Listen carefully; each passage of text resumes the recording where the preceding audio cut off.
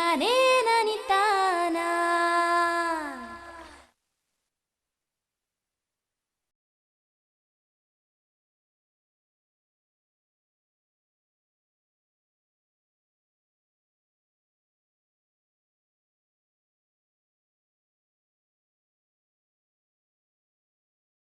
ಹಣ್ಣಿನ ಬೆಳೆ. ಮಾರುಕಟ್ಟೆಯಲ್ಲಿ ನಿರಂತರ ಬೇಡಿಕೆಯುಳ್ಳ ಈ ಹಣ್ಣು ಕೃಷಿಕರಿಗೂ ಅಧಿಕ ಆದಾಯ ಕಲ್ಪಿಸುತ್ತಿದ್ದು, ಇತ್ತೀಚಿನ ದಿನಗಳಲ್ಲಿ ಹೆಚ್ಚು ಹೆಚ್ಚು ಕೃಷಿಕರು ಬಾಳೆ ಕೃಷಿಯತ್ತ ಆಕರ್ಷಿತರಾಗುತ್ತಿದ್ದಾರೆ. ಈ ನಿಟ್ಟಿನಲ್ಲಿ ಲಭ್ಯವಿರುವ ಭೂ ಪ್ರದೇಶದಲ್ಲಿಯೇ ಹೆಚ್ಚಿನ ಇಳುವರಿ ಪಡೆಯುವ ತಾಂತ್ರಿಕತೆಗಳನ್ನು ಅಭಿವೃದ್ಧಿಪಡಿಸಲಾಗುತ್ತಿದ್ದು, ಇದರಲ್ಲಿ ಸಾಂದ್ರ ಬೇಸಾಯ ಪ್ರಮುಖವಾದುದು. ರಾಜ್ಯದ ಕೇಂದ್ರ ಭಾಗದ ದಾವಣಗೆರೆ ಜಿಲ್ಲೆಯಲ್ಲಿ ಇತ್ತೀಚಿನ ದಿನಗಳಲ್ಲಿ ಬಾಳೆ ಕೃಷಿಯನ್ನು ಹೆಚ್ಚಿನ ಪ್ರದೇಶದಲ್ಲಿ ಕೈಗೊಳ್ಳಲಾಗುತ್ತಿದ್ದು, ಸ್ಥಳೀಯ ತರಳುಬಾಳು ಕೃಷಿ ವಿಜ್ಞಾನ ಕೇಂದ್ರ ಸಾಂದ್ರ ಬೇಸಾಯ ಪದ್ಧತಿಯನ್ನು ಕೃಷಿಕರಿಗೆ ಪ್ರಾತ್ಯಕ್ಷಿಕೆಗಳ ಮೂಲಕ ಪರಿಚಯಿಸುತ್ತಿದೆ. ಸಾಮಾನ್ಯವಾಗಿ ನಮ್ಮ ದಾವಣಗೆರೆ ಜಿಲ್ಲೆಯಲ್ಲಿ ಅಡಿಕೆ ಪ್ರಮುಖವಾದ ಬೆಳೆ. ಅಡಿಕೆನಲ್ಲಿ ಬಾಳೆಯನ್ನು ಅಂತರ ಬೆಳೆಯಾಗಿ ನಾಟಿ ಮಾಡ್ತಕ್ಕಂಥದ್ದು ಇಲ್ಲಿ ಸಾಂಪ್ರದಾಯಿಕವಾಗಿ ರೈತರು ಮಾಡ್ಕೊಂಡು ಬಂದಿರತಕ್ಕಂಥ ಒಂದು ವಿಧಾನ. ಆದರೆ ಅಡಿಕೆಯಲ್ಲಿ ನಾವು ಬಾಳೆಯನ್ನು ಅಂತರ ಬೆಳೆಯಾಗಿ ನಾಟಿ ಮಾಡಿದಾಗ ನಮಗೆ ಪ್ರತಿ ಒಂದು ಎಕರೆಗೆ ಅಥವಾ ಹೆಕ್ಟೇರ್ಗೆ ಗಿಡಗಳ ಸಂಖ್ಯೆ ತುಂಬ ಕಡಿಮೆ ಇರ್ತದೆ. ಉದಾಹರಣೆಗೆ 500ರಿಂದ 600 ಗಿಡಗಳ ಸಂಖ್ಯೆ ಇರ್ತದೆ. ಅದೇ ರೀತಿ ಬಾಳೆಯನ್ನು ನಾವು ಮೂಲ ಬೆಳೆಯಾಗಿ ಒಂದೇ ಬೆಳೆಯಾಗಿ ನಾವು ಏಕ ಬೆಳೆಯಾಗಿ ನಾವು ನಾಟಿ ಮಾಡಿದಾಗ ಏನಾಗುತ್ತಪ್ಪ ಅಂತ ಹೇಳಿದ್ರೆ, ನಮ್ಮ ರೈತ ಬಾಂಧವರು ಯೂಶಲಿ 6 ಮತ್ತು 6 ಅಡಿ ಸಾಲಿಂದ ಸಾಲಿಗೆ 6 ಅಡಿ ಗಿಡದಿಂದ ಗಿಡಕ್ಕೆ ದಾಯವನ್ನು ಮಾಡಿಬಿಟ್ಟು ಬಾಳೆಯನ್ನು ನಾಟಿ ಮಾಡ್ತಾರೆ. ಈ ಪದ್ಧತಿಯಲ್ಲಿ ನಮಗೆ ಗಿಡಗಳ ಸಂಖ್ಯೆ ಎಷ್ಟಪ್ಪ ಅಂತ ಹೇಳಿದ್ರೆ, 1 ಎಕರೆಗೆ ನಮಗೆ 1200 ಗಿಡಗಳು ನಮಗೆ ಕೂರ್ತವೆ. ಅದೇ ರೀತಿ ಅಧಿಕ ಸಾಂದ್ರ ಬೇಸಾಯ ಪದ್ಧತಿ ಅಂತ ಹೇಳಿದ್ರೆ ಏನಪ್ಪ ಅಂತ ಹೇಳಿದ್ರೆ, ಒಂದು ನಿರ್ದಿಷ್ಟವಾದ ಪ್ರದೇಶದಲ್ಲಿ 1 ಎಕರೆ ಪ್ರದೇಶ ಆಗ್ಬೋದು ಅಥವಾ 1 ಹೆಕ್ಟೇರ್ ಪ್ರದೇಶದಲ್ಲಿ ಅತಿ ಹೆಚ್ಚು ಗಿಡಗಳನ್ನು ನಾಟಿ ಮಾಡ್ತಕ್ಕಂಥ ಒಂದು ಉದ್ದೇಶ. ಇದರ ಇನ್ನೊಂದು ಪ್ರಮುಖ ಉದ್ದೇಶ ಏನಪ್ಪ ಅಂತ ಹೇಳಿದ್ರೆ, ಈ ಒಂದು ತಂತ್ರಜ್ಞಾನವನ್ನು ಅಭಿವೃದ್ಧಿಪಡಿಸಿರೋದೆಲ್ಲಪ್ಪ ಅಂತ ಹೇಳಿದ್ರೆ NRC ಟ್ರಿಚಿ ಅಂದರೆ ರಾಷ್ಟ್ರೀಯ ಸಂಶೋಧನಾ ಕೇಂದ್ರ ಟ್ರಿಚಿ ಅವರು ಅಭಿವೃದ್ಧಿಪಡಿಸಿರ್ತಕ್ಕಂಥ ಒಂದು ತಂತ್ರಜ್ಞಾನ.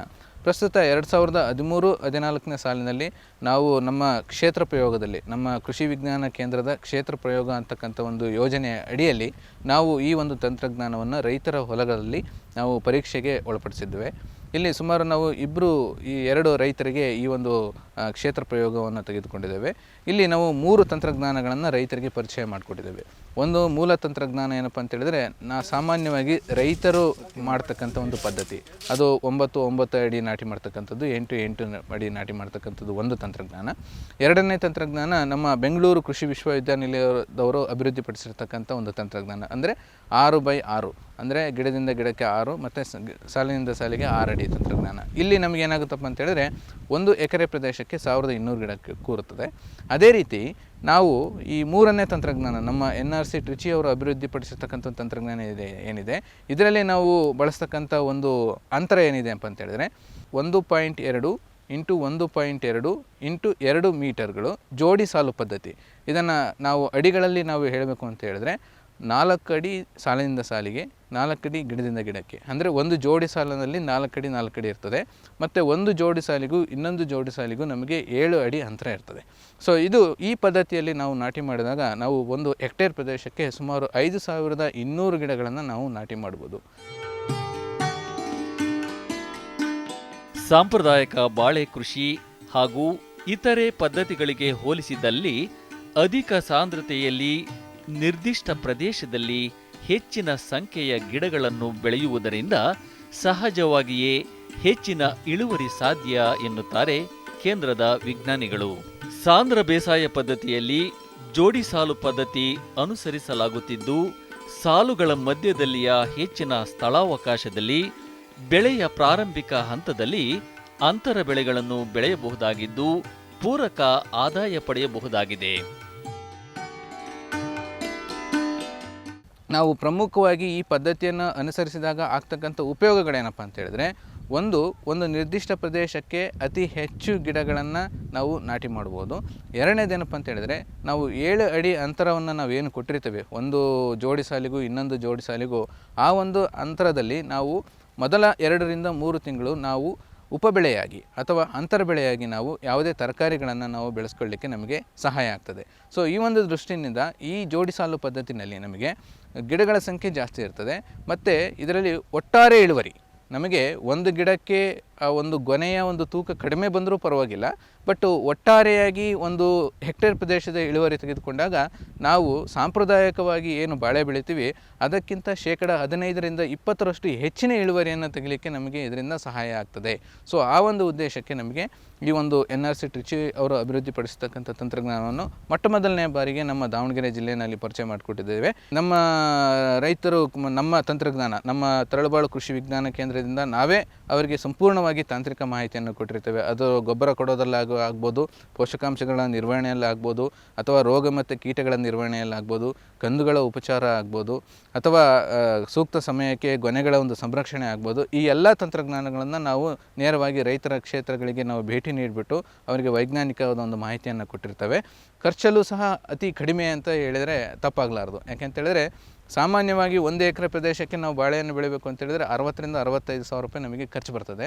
ಬಟ್ ಇದರಲ್ಲಿ ನಮಗೇನಪ್ಪ ಅಂತೇಳಿದರೆ ಸುಮಾರು 1 ಎಕರೆ ಪ್ರದೇಶಕ್ಕೆ ತೊಗೊಂಡ್ರೆ ನಮಗೆ 50,000ಕ್ಕಿಂತ ಒಳಗಡೆ ನಮಗೆ ಖರ್ಚು ಬರ್ತದೆ. ಸೊ ಈ ಒಂದು ನಿಟ್ಟಿನಲ್ಲಿ ನಮಗೇನಪ್ಪ ಅಂತೇಳಿದರೆ ನಾವು ಹಾಕಿರ್ತಕ್ಕಂಥ ಮೂಲ ದುಡ್ಡಿಗೆ ಸುಮಾರು ನಮಗೆ 4% ಅಧಿಕ ಇಳುವರಿ ಬರಲಿಕ್ಕೆ ಸಾಧ್ಯವಾಗ್ತದೆ ಅಂತಕ್ಕಂಥದ್ದು ನಮ್ಮ ನಂಬಿಕೆ.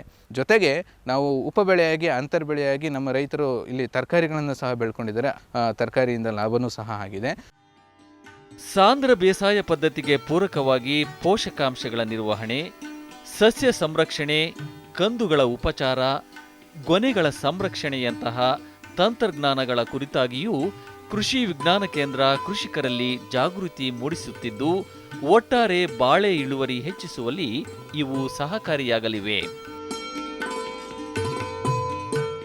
ನಮ್ಮ ತರಳಬಾಳು ಕೃಷಿ ವಿಜ್ಞಾನ ಕೇಂದ್ರದಲ್ಲಿ ನಾವು ಬಾಳೆಗೆ ಲಘು ಪೋಷಕಾಂಶಗಳ ಮಿಶ್ರಣ ಆಗಿರ್ತಕ್ಕಂಥ ತರಳಬಾಳು ಬಾಳೆ ಸ್ಪೆಷಲ್ ಅಂತಕ್ಕಂಥ ಒಂದು ಉತ್ಪನ್ನವನ್ನು ನಾವು ತಯಾರು ಮಾಡ್ತಾ ಇದ್ದೇವೆ.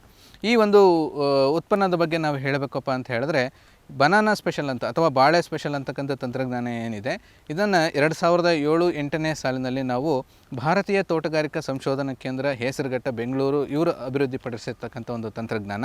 ಈ ತಂತ್ರಜ್ಞಾನವನ್ನು ರಾಜ್ಯದ ಎಲ್ಲ ಕೃಷಿ ವಿಜ್ಞಾನ ಕೇಂದ್ರಗಳಿಗೂ ಸಹ ನಮ್ಮ ಭಾರತೀಯ ತೋಟಗಾರಿಕಾ ಸಂಶೋಧನಾ ಕೇಂದ್ರದಿಂದ ಈ ಒಂದು ಉತ್ಪನ್ನವನ್ನು ತಯಾರು ಮಾಡಿ ರೈತರಿಗೆ ತಲುಪಿಸಬೇಕು ಅಂತಕ್ಕಂಥ ಒಂದು ಮಾರ್ಗಸೂಚಿಯಂತೆ ನಾವು 2008ನೇ ಇಸ್ವಿಯಲ್ಲಿ ಈ ಒಂದು ಬನಾನಾ ಸ್ಪೆಷಲ್ ಅಂತಕ್ಕಂಥ ತಂತ್ರಜ್ಞಾನವನ್ನು ನಮ್ಮ ತರಳಬಾಳು ಕೃಷಿ ವಿಜ್ಞಾನ ಕೇಂದ್ರದಲ್ಲಿ ಮೊದಲನೇ ಬಾರಿಗೆ ನಾವು ಪ್ರಾರಂಭ ಮಾಡಿದ್ವಿ. ಈ ಒಂದು ಬಾಳೆ ಸ್ಪೆಷಲ್ ಬಗ್ಗೆ ನಾವು ಹೇಳಬೇಕಪ್ಪ ಅಂತ ಹೇಳಿದ್ರೆ ಇದು ಲಘು ಪೋಷಕಾಂಶಗಳ ಒಂದು ಮಿಶ್ರಣ. ಯಾಕೆ ಹೇಳ್ತಾ ಇದ್ದೀನಪ್ಪ ಅಂತ ಹೇಳಿದ್ರೆ ಸಾಮಾನ್ಯವಾಗಿ ರೈತ ಬಾಂಧವರು ಬಾಳೆಗೆ ಬರೀ ಮುಖ್ಯ ಪೋಷಕಾಂಶಗಳಾಗಿರ್ತಕ್ಕಂಥ ಸಾರಜನಕವನ್ನು ಕೊಡ್ತಾರೆ, ರಂಜಕ ಕೊಡ್ತಾರೆ, ಪೊಟ್ಯಾಶ್ ಕೊಡ್ತಾರೆ. ಆದರೆ ಯಾವೊಬ್ಬ ರೈತ ಬಾಂಧವರು ಸಹ ಈ ಲಘು ಪೋಷಕಾಂಶಗಳ ಬಗ್ಗೆ ಹೆಚ್ಚಿನದಾಗಿ ಗಮನ ಹರಿಸೋದಿಲ್ಲ. ಯಾಕೆ ಅಂತ ಹೇಳಿದ್ರೆ ಈ ಲಘು ಪೋಷಕಾಂಶಗಳು ನಮ್ಮ ಬಾಳೆ ಬೆಳೆಗೆ ಸಣ್ಣ ಪ್ರಮಾಣದಲ್ಲಿ ಬೇಕಾದರೂ ಸಹ ಇವು ಇಳುವರಿಯ ಮೇಲೆ ಗಾಢವಾದ ಒಂದು ಪರಿಣಾಮವನ್ನು ಇವು ಬೀರ್ತಾ ಇರ್ತವೆ. ಸೊ ಈ ಒಂದು ದೃಷ್ಟಿಯಿಂದ ಈ ಲಘು ಪೋಷಕಾಂಶಗಳನ್ನು ಬಾಳೆಗೆ ಸಿಂಪರಣೆಯ ಮೂಲಕ ಕೊಡ್ತಕ್ಕಂಥದ್ದನ್ನು ನಾವು ನಮ್ಮ ತೋಟಗಾರಿಕಾ ಸಂಶೋಧನಾ ಕೇಂದ್ರದವರು ಏನು ಅಭಿವೃದ್ಧಿಪಡಿಸಿರ್ತಾರೆ ಅದನ್ನು ನಾವು ರೈತರಿಗೆ ಪರಿಚಯ ಮಾಡಿಕೊಡ್ತಾ ಇದ್ದೇವೆ. ಮತ್ತು ಇದರಲ್ಲಿ ಇರ್ತಕ್ಕಂಥ ಲಘು ಪೋಷಕಾಂಶಗಳ ಮಿಶ್ರಣ ಏನಪ್ಪ ಅಂತ ಹೇಳಿದ್ರೆ ಇದರಲ್ಲಿ ಪ್ರಮುಖವಾಗಿ ಸತು ಇರ್ತದೆ, ಜಿಂಕ್ ಅಂತ ಏನು ಕರಿತೀವಿ ಸತು ಇರ್ತದೆ, ಕಾಪರ್ ಇರ್ತದೆ, ಬೋರಾನ್ ಇರ್ತದೆ, ಮ್ಯಾಂಗನೀಸ್ ಇರ್ತದೆ, ಮತ್ತು ಮಾಲಿಬ್ಡಿನಮ್ ಇರ್ತದೆ. ಹೀಗೆ ಲಘು ಪೋಷಕಾಂಶಗಳ ಎಲ್ಲ ಒಂದು ಮಿಶ್ರಣವನ್ನು ನಾವು ಒಟ್ಟಾರೆಯಾಗಿ ತಯಾರು ಮಾಡಿಬಿಟ್ಟು ಬಾಳೆ ಸ್ಪೆಷಲ್ ಅಂತಕ್ಕಂಥ ಒಂದು ಮಿಶ್ರಣವನ್ನು ನಾವು ತಯಾರು ಮಾಡ್ತೇವೆ. ಮತ್ತು ಇದರ ಇನ್ನೊಂದು ವಿಶೇಷ ಗುಣ ಏನಪ್ಪ ಅಂತ ಹೇಳಿದ್ರೆ ಈ ಬಾಳೆ ಸ್ಪೆಷಲ್ ಸಿಂಪರಣೆಯನ್ನು ಮಾಡ್ತಕ್ಕಂಥ ಒಂದು ಸಂದರ್ಭದಲ್ಲಿ ನಾವು ಇದನ್ನು ಶಿಲೀಂಧ್ರನಾಶಕಗಳ ಒಂದು ಜೊತೆಗೂ ಸಹ ನಾವು ಮಿಶ್ರಣ ಮಾಡಿ ಇದನ್ನು ಸಿಂಪರಣೆ ಮಾಡ್ಬೋದು. ಜೊತೆಗೆ ನೀರಿನಲ್ಲಿ ಕರತಕ್ಕಂಥ ರಸಗೊಬ್ಬರಗಳನ್ನು ಸಹ ಇದರಲ್ಲಿ ನಾವು ಮಿಶ್ರಣ ಮಾಡಿ ನಾವು ಸಿಂಪರಣೆ ಮಾಡ್ಬೋದು. ಇದರಿಂದ ಏನಾಗುತ್ತಪ್ಪ ಅಂತ ರೈತರಿಗೆ ಸಿಂಪರಣಾ ವೆಚ್ಚ ಕಡಿಮೆ ಆಗಲಿಕ್ಕೂ ನಮಗೆ ಸಹಾಯ ಆಗ್ತದೆ. ಇದನ್ನು ಉಪಯೋಗಿಸೋದು ಹೇಗೆ, ನಾವು ಬಾಳೆಗೆ ಯಾವ ರೀತಿ ಉಪಯೋಗಿಸ್ಬೇಕಪ್ಪ ಅಂತ ಹೇಳಿದ್ರೆ ಸಾಮಾನ್ಯವಾಗಿ ನಾವು ಬಾಳೆ ನಾಟಿ ಮಾಡಿದಂಥ 5 ತಿಂಗಳ ನಂತರ ನಾವು ಪ್ರಥಮವಾಗಿ ಈ ಒಂದು ಬಾಳೆ ಸ್ಪೆಷಲ್ ಲಘು ಪೋಷಕಾಂಶವನ್ನು ಎಲೆಗಳ ಮೇಲೆ ಸಿಂಪರಣೆಯನ್ನಾಗಿ ನಾವು ಶಿಫಾರಸನ್ನು ಮಾಡ್ತೇವೆ. ಇದನ್ನು ಉಪಯೋಗಿಸ್ತಕ್ಕಂಥ ಪ್ರಮಾಣ ಏನಪ್ಪ ಅಂತ ಹೇಳಿದ್ರೆ ನಾವು ಪ್ರತಿ ಲೀಟರ್ಗೆ 5 ಗ್ರಾಮ್ ಬಾಳೆ ಸ್ಪೆಷಲನ್ನು ನಾವು ನೀರಿನಲ್ಲಿ ಮಿಶ್ರಣ ಮಾಡ್ಕೊಂಡ್ಬಿಟ್ಟು ನಾವು ಅದನ್ನು ಎಲೆಗಳ ಮೇಲೆ ಸಿಂಪರಣೆಯನ್ನು ಮಾಡಬೇಕಾಗ್ತದೆ. ಒಂದು 15 ಲೀಟ್ರ್ ಕ್ಯಾನ್ ಏನಿದೆ ಸಾಮಾನ್ಯವಾಗಿ ರೈತ ಬಾಂಧವರು 13 ಲೀಟರ್ ಕ್ಯಾನ್ ಯೂಸ್ ಮಾಡ್ತಾರೆ, 15 ಲೀಟರ್ ಕ್ಯಾನ್ ಯೂಸ್ ಮಾಡ್ತಾರೆ. ಸೊ 15 ಲೀಟರ್ ಕ್ಯಾನಿಗಾದರೆ ನಾವು ಬಾಳೆ ಸ್ಪೆಷಲನ್ನು ನಾವು 75 ಗ್ರಾಮ್ ಮಿಶ್ರಣ ಮಾಡಬೇಕಾಗ್ತದೆ. ಜೊತೆಗೆ ಒಂದು ಶಾಂಪು, ಒಂದು ನಿಂಬೆಹಣ್ಣು, 13,045 ಆದರೆ ನಮಗೆ 45 ಗ್ರಾಮು.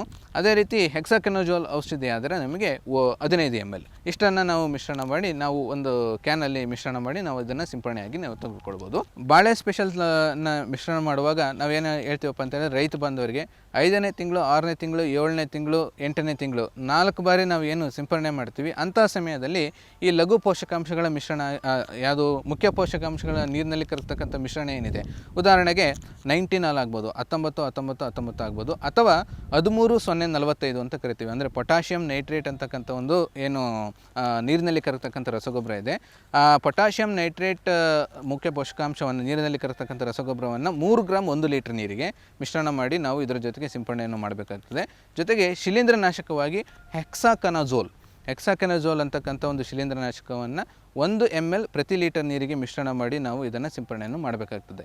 ಜೊತೆಗೆ ಗೊನೆ ಬಿಟ್ಟಂಥ ಸಂದರ್ಭದಲ್ಲಿ ಮತ್ತು ಗೊನೆ ಬಿಟ್ಟ 1 ತಿಂಗಳ ನಂತರದ ಸಂದರ್ಭದಲ್ಲಿ ನಾವು ಬನಾನಾ ಸ್ಪೆಷಲನ್ನು ಸ್ಪ್ರೇ ಮಾಡ್ತಕ್ಕಂಥ ಸಂದರ್ಭದಲ್ಲಿ ನಾವು 0050 ಅಂದರೆ 0050 ಅಂತ ಕರಿತೀವಿ ಸಲ್ಫೇಟ್ ಆಫ್ ಪೊಟ್ಯಾಷ್, ಇದನ್ನು ನಾವು 5ರಿಂದ 10 ಗ್ರಾಮ್ ಪ್ರತಿ ಲೀಟರ್ ನೀರಿಗೆ ಮಿಶ್ರಣ ಮಾಡಿಬಿಟ್ಟು ಜೊತೆಗೆ ಒಂದು ಶಿಲೀಂಧ್ರನಾಶಕವಾಗಿ ಪ್ರೋಪಿಕನಜೋಲ್ ಅಂತೇಳಿ ಒಂದು ಶಿಲೀಂಧ್ರನಾಶಕ ಸಿಗ್ತದೆ, ಅದನ್ನು 1 ml ಪ್ರತಿ ಲೀಟರ್ ನೀರಿಗೆ ಮಿಶ್ರಣ ಮಾಡಿ ನಾವು ಎಲೆಗಳ ಮೇಲೆ ಮತ್ತು ಗೊನೆಗಳ ಮೇಲೆ ಸಿಂಪರಣೆ ಮಾಡೋದ್ರಿಂದ ಶಿಲೀಂಧ್ರವನ್ನು ತಡಿಲಿಕ್ಕೂ ಸಹಾಯ ಆಗ್ತದೆ. ಜೊತೆಗೆ ಕಾಯಿಗಳ ತೂಕ ಹೆಚ್ಚಿಸಲಿಕ್ಕೂ ಸಹ ಇದು ಸಹಾಯ ಆಗ್ತದೆ.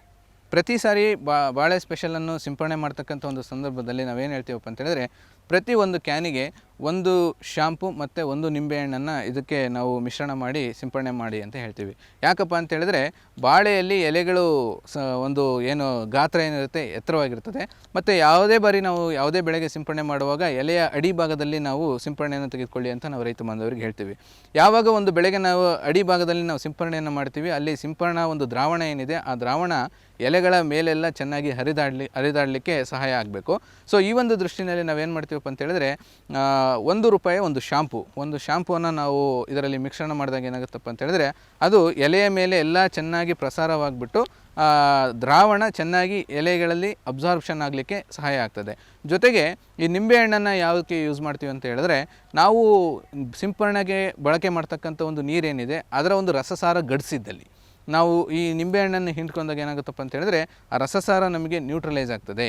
ಸೊ ಆ ಒಂದು ಸಂದರ್ಭದಲ್ಲಿ ನಾವು ಸಿಂಪರಣೆ ಮಾಡ್ತಕ್ಕಂಥ ಒಂದು ದ್ರಾವಣದ ಒಂದು ಎಫೆಕ್ಟಿವ್ನೆಸ್ ಜಾಸ್ತಿ ಇರುತ್ತೆ. ಸೊ ಈ ಒಂದು ದೃಷ್ಟಿನಿಂದ ನಾವು ಈ ಒಂದು ಪ್ರತಿ ಒಂದು ಕ್ಯಾನಿಗೆ ಒಂದು ಶಾಂಪು ಮತ್ತು ಒಂದು ನಿಂಬೆಹಣ್ಣನ್ನು ನಾವು ಮಿಶ್ರಣ ಮಾಡಿಕೊಂಡು ಸಿಂಪರಣೆ ಮಾಡೋದ್ರಿಂದ ನಮಗೆ ಖರ್ಚು ಸಹ ಕಡಿಮೆ ಆಗ್ತದೆ, ಜೊತೆಗೆ ಅದರ ಒಂದು ಎಫೆಕ್ಟಿವ್ನೆಸ್ಸು ಸಹ ನಮಗೆ ಜಾಸ್ತಿ ಇರ್ತದೆ. ಮತ್ತು ಸಿಂಪರಣೆ ಮಾಡಬೇಕಾದ್ರೆ ಎಚ್ಚರ ಏನಪ್ಪ ಅಂತ ಹೇಳಿದ್ರೆ ಆದಷ್ಟು ಸಿಂಪರಣೆಯನ್ನು ಬೆಳಗಿನ ವೇಳೆಯಲ್ಲಿ, ಉದಾಹರಣೆ ಬೆಳಗ್ಗೆ 6 ಗಂಟೆಯಿಂದ 11 ಗಂಟೆಯ ಒಳಗಡೆ ನಾವು ಈ ಸಿಂಪರಣೆಯನ್ನು ತೆಗೆದುಕೊಳ್ಬೇಕು. ಮತ್ತು ಅಥವಾ ಸಂಜೆಯ ವೇಳೆ ಸಂಜೆ 4ರಿಂದ ನಾವು 6 ಗಂಟೆಯ ಒಳಗೆ ನಾವು ಈ ಸಿಂಪರಣೆಯನ್ನು ತೆಗೆದುಕೊಂಡ್ರೆ ಉತ್ತಮವಾದ ಒಂದು ಫಲಿತಾಂಶವನ್ನು ನಾವು ನಿರೀಕ್ಷೆಯನ್ನು ಮಾಡ್ಬೋದು. ಮತ್ತು ಸಿಂಪರಣೆ ಮಾಡ್ತಕ್ಕಂಥ ಕಾಲ ಯಾವುದಪ್ಪ ಅಂತ ಹೇಳಿದ್ರೆ ನಾವು 5ನೇ ತಿಂಗಳು, 6ನೇ ತಿಂಗಳು, 7ನೇ ತಿಂಗಳು, 8ನೇ ತಿಂಗಳು ಒಟ್ಟು 4 ಬಾರಿ ಎಲೆಗಳ ಮೇಲೆ ಸಿಂಪರಣೆ ಮಾಡ್ತಕ್ಕಂಥದ್ದು. ಅದೇ ರೀತಿ ಗೊನೆ ಬಿಟ್ಟ ನಂತರ, ಗೊನೆ ಬಿಟ್ಟ 1 ತಿಂಗಳ ನಂತರ 2 ಬಾರಿ. ಒಟ್ಟಾರೆಯಾಗಿ ನಾವು ಬಾಳೆ ಸ್ಪೆಷಲನ್ನು ಒಂದು ಜೀವಿತಾವಧಿಯಲ್ಲಿ ಅಂದರೆ ಬಾಳೆ ಬೆಳೆಯ ಒಂದು ಕಾಲದಲ್ಲಿ ಒಟ್ಟಾರೆಯಾಗಿ 6 ಬಾರಿ ನಾವು ಇದನ್ನು ಸಿಂಪರಣೆಯನ್ನು ತೆಗೆದುಕೊಳ್ಬೇಕಾಗ್ತದೆ. ಮತ್ತು ಇದರ ಒಂದು ಇನ್ನೊಂದು ಉಪಯೋಗ ಏನಪ್ಪ ಅಂತ ಹೇಳಿದ್ರೆ ನಾವು 5ನೇ ತಿಂಗಳಿಂದ ನಾವು ಇದನ್ನು ಸಂಪೂರ್ಣವಾಗಿ ನಾವು ಸಿಂಪರಣೆಯನ್ನು ಮಾಡ್ತಾ ಬಂದರೆ ಗಿಡಗಳಿಗೆ ನಿರೋಧಕ ಶಕ್ತಿ ಬರ್ತದೆ. ಯೂಶಲಿ ಏನಾಗುತ್ತಪ್ಪ ಅಂತ ಹೇಳಿದ್ರೆ ಬಾಳೆನಲ್ಲಿ ಗೊನೆ ಬಿಟ್ಟಂತಹ ಸಮಯದಲ್ಲಿ ನಮಗೆ ರೋಗ ರುಜಿನಗಳು ಕಾಡ್ತಕ್ಕಂಥದ್ದು ಬಹಳ ಇರ್ತದೆ. ಸೊ ಹಾಗಾಗಿ 5ನೇ ತಿಂಗಳಿಂದ ಯಾವ ರೈತ ಬಾಂಧವರು ಚೆನ್ನಾಗಿ ಇದನ್ನು ಸಿಂಪರಣೆಯನ್ನು ಮಾಡಿರ್ತಾರೆ ಅಂಥ ಒಂದು ತೋಟಗಳಲ್ಲಿ ನಾವು ರೋಗದ ಒಂದು ಬಾಧೆ ಸಹ ಕಡಿಮೆ ಬಂದಿರತಕ್ಕಂಥದ್ದನ್ನು ನಾವು ಪ್ರಾಯೋಗಿಕವಾಗಿ ನಾವು ಕಂಡುಕೊಂಡಿದ್ದೇವೆ. ಸೊ ಆದ್ದರಿಂದ 5ನೇ ತಿಂಗಳಿಂದ ಇದನ್ನು ಶಿಫಾರಸು ಮಾಡಬೇಕು. ಮತ್ತು ಗೊನೆಗಳ ತೂಕ ಹೆಚ್ಚಿಗೆ ಆಗ್ತದೆ, ಮತ್ತು ಗೊನೆಗಳಲ್ಲಿ ಕಾಯಿಗಳ ಸಂಖ್ಯೆ ಜಾಸ್ತಿ ಆಗ್ತದೆ, ಮತ್ತು ಕಾಯಿಗಳ ಗುಣಮಟ್ಟನೂ ಸಹ ಇದರಲ್ಲಿ ಹೆಚ್ಚಿಗೆ ಆಗ್ತದೆ. ಮತ್ತು ಲಘು ಪೋಷಕಾಂಶಗಳನ್ನು ಈ ರೀತಿ ಸಮತೋಲನವಾಗಿ ಕೊಡೋದ್ರಿಂದ ಏನಪ್ಪ ಅಂತ ಹೇಳಿದ್ರೆ ಗೊನೆಗಳ ಒಂದು ಶೇಖರಣಾ ಒಂದು ಸಾಮರ್ಥ್ಯ ಏನಿದೆ ಅದು ಸಹ ಹೆಚ್ಚಿಗೆ ಆಗಲಿಕ್ಕೆ ಸಹಾಯ ಆಗ್ತದೆ. ಒಟ್ಟಾರೆಯಾಗಿ ಈ ಬಾಳೆ ಸ್ಪೆಷಲ್ ಲಘು ಪೋಷಕಾಂಶವನ್ನು ನಾವು ಬಾಳೆಗೆ ಸಿಂಪರಣೆ ಮಾಡೋದ್ರಿಂದ ನಾವು ಸಾಮಾನ್ಯವಾಗಿ ಏನು ಇಳುವರಿ ತೆಗಿತೀವಿ ಅದಕ್ಕಿಂತ 20ರಿಂದ 25% ಅಧಿಕ ಇಳುವರಿಯನ್ನು ತೆಗಿಲಿಕ್ಕೆ ಈ ಒಂದು ಬಾಳೆ ಸ್ಪೆಷಲ್ ಸ್ಪೆಷಲ್ ಮಿಶ್ರಣ ನಮಗೆ ಸಹಾಯ ಮಾಡ್ತದೆ. ಸೊ ಈ ಒಟ್ಟಾರೆಯಾಗಿ ನಾವು ಈ ಒಂದು ತಂತ್ರಜ್ಞಾನದ ಬಗ್ಗೆ ಹೇಳಬೇಕು ಅಂತ ಹೇಳಿದ್ರೆ, ಯಾವ ಒಬ್ಬ ರೈತ ಬಾಂಧವರು 1 ಎಕರೆ ಪ್ರದೇಶದಲ್ಲಿ ಅಥವಾ ಅರ್ಧ ಎಕರೆ ಪ್ರದೇಶದಲ್ಲಿ ಬಾಳೆಯನ್ನು ಬೆಳಿಬೇಕು ಅಂತ ಇದ್ದಾರೆ, ಅವರು ಸಾಂಪ್ರದಾಯಿಕ ಪದ್ಧತಿಗೆ ಮಾರು ಹೋಗದೇ ಈ ರೀತಿ ಅಧಿಕ ಸಾಂದ್ರ ಬೇಸಾಯ ಪದ್ಧತಿಯನ್ನು ಮಾಡಿದಾಗ ಏನಾಗುತ್ತಪ್ಪ ಅಂತ ಹೇಳಿದ್ರೆ ಅವರಿಗೆ ಇಳುವರಿನೂ ಸಹ ಹೆಚ್ಚಿಗೆ ಬರ್ತದೆ ಒಟ್ಟಾರೆಯಾಗಿ, ಜೊತೆಗೆ ಉಪಬೆಳೆಯಾಗಿ ತರಕಾರಿಗಳನ್ನು ಬೆಳೆಸಲಿಕ್ಕೆ ಅನುಕೂಲವಾಗ್ತದೆ. ಸೊ ಈ ತಂತ್ರಜ್ಞಾನ ಅಭಿವೃದ್ಧಿಪಡಿಸ್ತಕ್ಕಂಥದ್ದು ಬಹಳ ಉತ್ತಮವಾಗಿದೆ. ಇದರಿಂದ ರೈತರಲ್ಲಿ ಸಕಾರಾತ್ಮಕ ಪ್ರತಿಕ್ರಿಯೆಯೂ ಸಹ ನಮಗೆ ಬಂದಿದೆ. ಸೊ ಹಾಗಾಗಿ ಈ ತಂತ್ರಜ್ಞಾನವನ್ನು ಉಳಿದ ರೈತರಿಗೆ ಪ್ರಚಾರ ಮಾಡಲಿಕ್ಕೆ ತುಂಬ ಸಂತೋಷ ಆಗ್ತದೆ. ಒಟ್ಟಾರೆ ಹೆಚ್ಚಿನ ಇಳುವರಿಗೆ ಹೆಚ್ಚಿನ ಕ್ಷೇತ್ರ ಬೇಕು ಎನ್ನುತ್ತಾ ಕೈಕಟ್ಟಿ ಕೂರದೆ ಲಭ್ಯವಿರುವ ಸ್ಥಳಾವಕಾಶದಲ್ಲಿಯೇ ಅಧಿಕ ಇಳುವರಿ ಪಡೆಯುವ ಸರಳ ತಾಂತ್ರಿಕತೆ ಸಾಂದ್ರ ಬೇಸಾಯವನ್ನು ಅನುಸರಿಸಿದ್ದೇ ಆದರೆ ಬಾಳೆ ಬೆಳೆಯುವ ಕೃಷಿಕರ ಬಾಳು ಇನ್ನೂ ಹಸನಾದೀತು.